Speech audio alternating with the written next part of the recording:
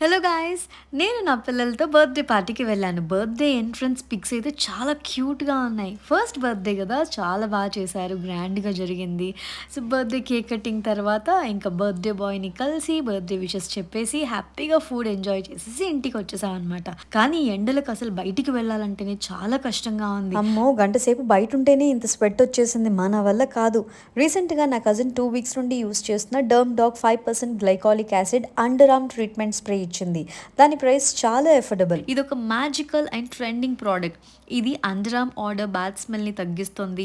Under arm డార్క్‌నెస్‌ని పోగొడుతుంది. ఇది మల్టీ పర్పస్‌గా యూజ్ చేయొచ్చు.